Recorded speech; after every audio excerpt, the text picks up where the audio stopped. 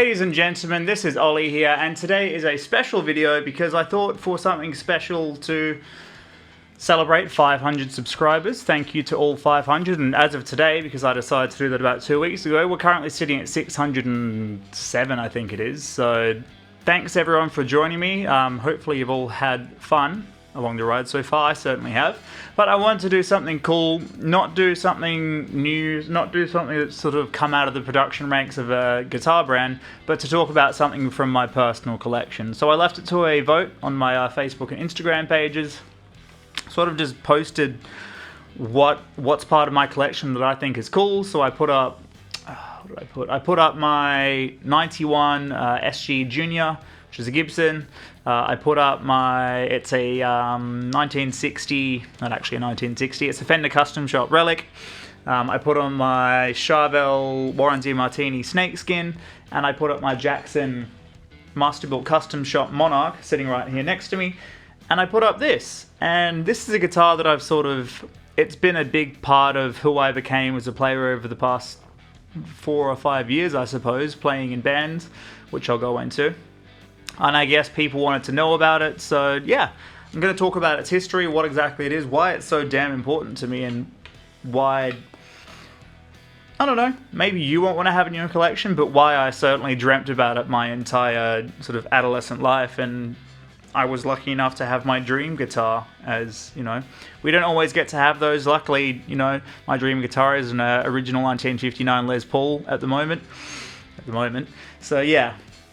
This, for me, was the guitar that started it all, basically, with my truly realizing my Jackson obsession.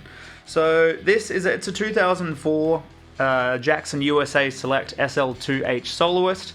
What that means, being a soloist, it is through neck. The opposite, well, not the opposite, the other super strat shape that Jackson do would be a dinky, which is actually a slightly smaller body size, and it's actually bolt-on, whereas as you can see, this is through neck. 2H indicating that it's double humbucker as well. So back in 2004, basically the Jackson USA Select line was extremely open. What that means is that the year is now 2020. If you want to order a Jackson USA Select, as opposed to Custom Select, which I'll explain, you can get it in gloss black or you can get it in snow white. Back in 2004 was sort of, you could get all of the classic Jackson finishes that you used to see. I was born in 1993, so I wasn't going through the catalogs in the 80s and early 90s, but I was certainly trawling through the internet, all of the forums, and going through every single Jackson catalog that I could, as soon as I could, basically. As soon as I became aware. You know, you could get the yellow Bengal, you could get, you know, the copper snakeskin, you could get the bolted steel, you could get shattered glass, all of these incredible Jackson finishes that we all know and love. Sadly, the current Jackson sort of USA team, I think they are a bit sort of overrun. Which means that essentially, if you want to get a graphic finish like this nowadays, you need to bump things up to Custom Select, which is basically a custom shop, which of course comes with the price tag as well. So this guitar, sort of the Jackson Soloist, to me is probably one of the most important guitars in heavy metal history. For me, Jackson, you know, the Jackson Custom Shop was one of the ones that started it all between them and Charvel back in the day. I feel like countless guitar designs have been inspired based on this guitar. Sort of like, you know, most modern metal guitar amps or even hard rock amps are based off a Marshall. To me, this is that. So, I don't know, there's just something about it. The minute that I saw Randy Rhoads as like a 14, 15-year-old playing his Jackson, I thought, that's what I want to do, and I want one of those. So I went down to, so here in Perth, Western Australia, there's a shop called The Rockin', which you wouldn't typically associate them with Jackson guitars. They deal in, you know, beautiful boutique instruments and rare vintage things and all that. But, you know, this is back in, would have been early 2000s.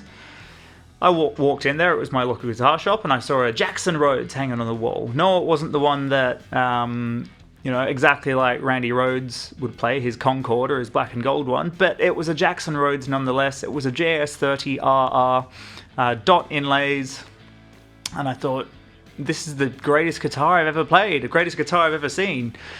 And for me, that was it. Of course, I grew up in the 2000s, so when metalcore was being born, I saw Matt Tuck from Bullet for My Valentine playing his Jackson Rhodes as well, and I thought, holy shit, this is it. I got to have one of these. So I got that guitar, and I just knew that Jackson, right down to the cursive script logo, the way that they feel, the way that they look, and just their history. They're such an important brand, so important to rock and roll, to heavy metal, and I just fell in love there and then. So from there, you start researching more. Like I said, you start going through all the catalogs, and the yellow Bengal finish to me just stood out. It was magnificent. Whether it was on the Warrior, whether it was on the Kelly, the Flying V, the Rhodes, or the Dinky or the Soloist, it was beautiful. I knew that one day I was going to have one. So fast forward, this is probably about probably about 2014, 2015, 16, I don't know, it's all a blur. Welcome to your 20s. Somebody puts one up for sale, which is crazy because, these don't go up for sale very often, but here I am in Perth, Western Australia, one of the most isolated cities in the world, and my dream guitar just pops up for sale on, it's called The Gas Station, Gear Acquisition Syndrome on Facebook here in WA. And I'm like, holy shit, dude, I gotta have this guitar. Like, I need to have it. You don't understand. And this is now one of my good friends, Simon. And he's like, yeah, no worries. It's this much. He was only asking something like $2,000 for it, which is ridiculous because it's such a sentimental guitar to me. And again, nowadays to order one, you're going to have to spend upwards of, $6-7 because it's going to be a custom shop. Granted, it's USA Select. It wouldn't have been as expensive to buy brand new back in 2004. I didn't have the money at the moment, at that time, and I was like, man, what can I do? He brought it into Sound Center, again, the guitar shop that I work at, and let me look at it, and I was like, man, in the original Jackson case, that just, it's one of those cases that just smells magnificent and smells incredible. Opens it up, give it a play, fall in love straight away. I've got to have it. Man, I don't have the money right now. What do you want for it? Can I lay by it? He's like, no, I'd rather have something now. He looks around the shop and he sees the EVH 5150 lunchbox amp, and he says, I've wanted one of these. I've had my eye on it. Anyway, I sort of have a word to the boss, and basically, I then go and lay by, or basically purchase this EVH lunchbox amp. We basically meet each other in the car park. EVH lunchbox head, Jackson, 2004 USA Select Yellow Bengal Soloist, which is a great trade. I made fully aware that Simon knew what the trade was, but he wanted the amp, I wanted the guitar, worked out perfectly. And from there I just fell in love. Of course I'd played Jacksons before. I already had, my JS30, I then had a JS32T, which was basically the same guitar with the shark fin inlays. I went on and got that would have been a early 2000s made in Japan DK2M, the Snow White with the maple board and the black shark fin inlays, killer. I had a Pro Series, which is still a current model, a Pro Series, I think it was the RR3 or RR5, whichever one's the ivory with the gold hardware, black fins. But it's not until Jackson where you get to the USA range where you really get something that is special, something that truly represents the legacy of what Jackson Guitars is. And it became my main guitar. At the time I was playing in a black metal band called Dead Space, and it was sort of like a joke at the start. It was because it's black metal, you don't associate loud yellow Bengal tiger guitars with black metal. It's like, hey guys, what do you think about this guitar? And the singer was like, I dare you to get it. And I thought, all right, dare accepted. So I ended up getting the guitar, and then I brought it to practice, and it was like, holy shit, you actually got the guitar. And I sort of just started using it at practice, and then all of a sudden I was like, I'm just going to use this at a gig. At that time we're all in corpse paint basically, so we're all looking like we're dead. And there I am, all dressed in black. There I am with my loud yellow Bengal guitar, and I'm like, this is cool, but if I'm going to do it, I'm going to do it properly. I don't want people to think I'm a weirdo or anything. So, metal threads, makes absolutely incredible custom clothing, well worth the money. They are magnificent. I hit up Steph and I said, I've got this guitar, now I need the matching pants. So I'll get a close up on them at some point. They're these, yeah, sort of like yellow with black leather looking spandex with studs with yellow Bengal stripes, and that became my look. It was my thing, and looking back, I'm like, how the hell did I rock that? But that's exactly what you got to do. With something like that, you just got to rock it and go for it. And I had so much fun. We went all around the world, all around the country.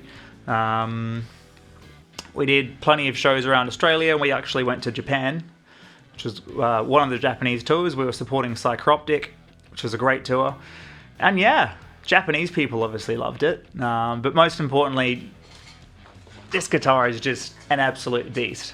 I've taken it all around the world with me, done some crazy stuff with it, some of the biggest shows I've ever played with it.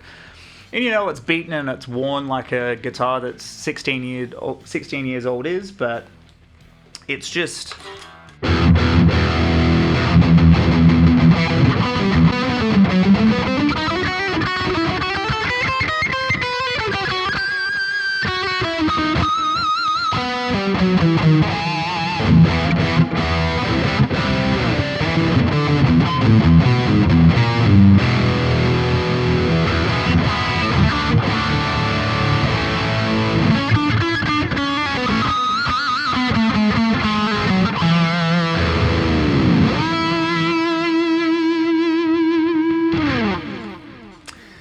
It's just stock standard. It's got a Floyd Rose original bridge, which I actually replaced when I got it because it was all worn. It was worn out from probably years of gigging with someone else's rig. I got the wrong R nut size for it though, so the first string is worn down. Gives like a Satari pingy when you play it open because I need to get the right size for it, but doesn't really bother me. It doesn't really see a lot of studio time nowadays. I mainly play more Fender Gibson style stuff. But yeah, Floyd Rose original, a Seymour Duncan JB and a 59 in the bridge and the neck. The screws are falling out of the neck pickups around. I need to sort of fill in the holes and then re-drill them and all that. But again, it's just a rock and roll heavy metal guitar. It's seen some shows, it's had some fun. So I'm not too precious with it. I'm not going to go, you know, throwing it out and putting it through bass drum skins and all that, but, you know, it's been well loved. Yep, beautiful, beautiful, beautiful ebony fretboard. Mother of pearl shark fin inlays with the, I've got the serial number, as is with USA Jackson instruments that aren't bolt-on. The serial number is inscribed in the fretboard here. 24 jumbo frets, beautiful Ivoroid binding. Black side dots, and yeah, this yellow Bengal finish is really just ridiculous. Obviously done by hand, and yeah, it's just, I love it. I can't help but love it.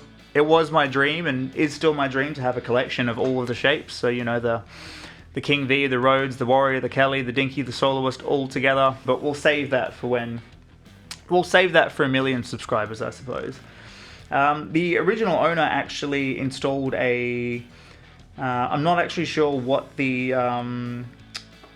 block is here, but it is too big to fit in, so who knows. I don't think it's a titanium block, but it might be because this thing sustains like a motherfucker. And we've also got a shallow shore claw in here. So what that does is, instead of using a screwdriver, you actually just pop the Allen key in there to make adjustments, which makes it way easier. So yep, that's that. Jackson tuners, which are usually Goto, just branded differently. And yeah, mother of pearl Jackson logo on the headstock, made in the USA. Again, it's a little bit chipped on the headstock. But yeah, it's just the guitar that to me represents Jackson guitars in its entirety, in its legacy, and everything a guitar should be. So you can still buy this guitar nowadays, just in gloss black or snow white as a USA standard model. If you do want to get this yellow Bengal and, you know, whatever else, different pickups, different colored hardware, different, you only want one volume knob, no tone or anything, then yeah, you need to go custom select. Does bump it up, but you do also get that custom shop custom shop level of care as well. Of course, this guitar is incredibly made, but you know, as you would hope with spending more money on a custom shop, you do get next level. I'll show you a quick idea of what it sounds like. So let's go to the 59 in the neck. EVH 50 on 50, 6L6, 50 head into my Boss WAZA tube amp expander. Let's go.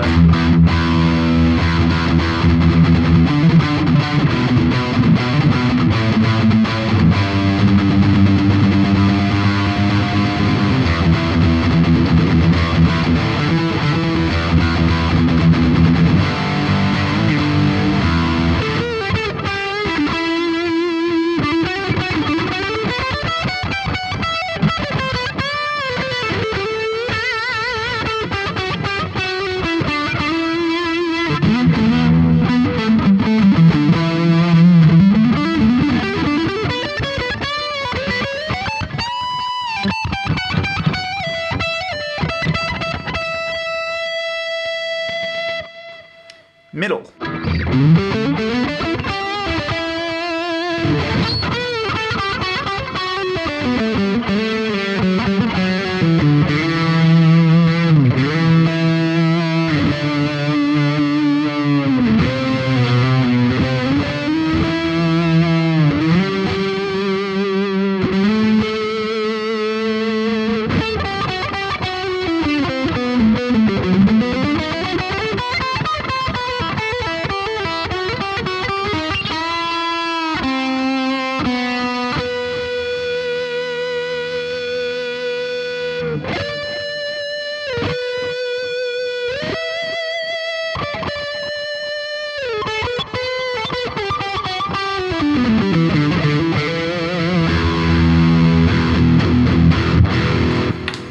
So the neck and the middle I wouldn't really use for rhythm sounds. I don't really associate it with that sort of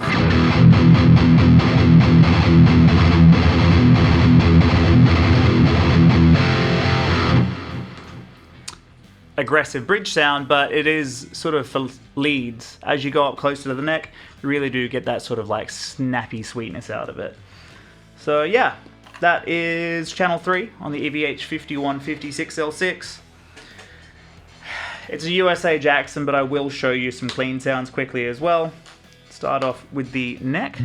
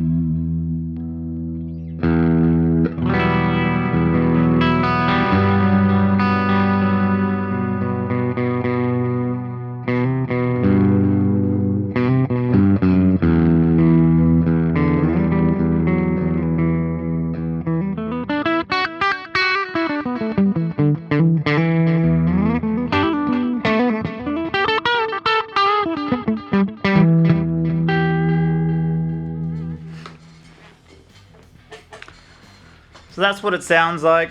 You know what the specs, you know the story behind it, why the hell this guitar is so important to me. And like I said, to me, there are other guitar brands out there, but honestly, a USA Jackson, a well-made one, is one of the best metal guitars that you have been able to get since the 80s. And even nowadays, it is one of the best workhorse heavy metal guitars, even for rock and roll, that you can get. So do yourself a favor, try and get your hands on just a Jackson. Doesn't matter if it's a JS series or an X series or a Pro series or even a used vintage one. It's the guitar that's built to rock. Time after time, as it has for me. No, it's not a sales pitch, it's just I love these guitars. I always have and I always will. 2004 USA Select Yellow Bengal Jackson Soloist. It's been Ollie, guys. Thanks so much for hanging out. Again, thank you so much for 500 and even 600 subscribers. For something I started back in April of this year during isolation just for fun. It's cool, it's awesome, and I'm excited for a lot of really cool things coming out in the future. So thumbs up if you like the video, feel free to subscribe if you want to see more. This has been Ollie talking about my Jackson. Thanks so much, guys. I'll see you soon.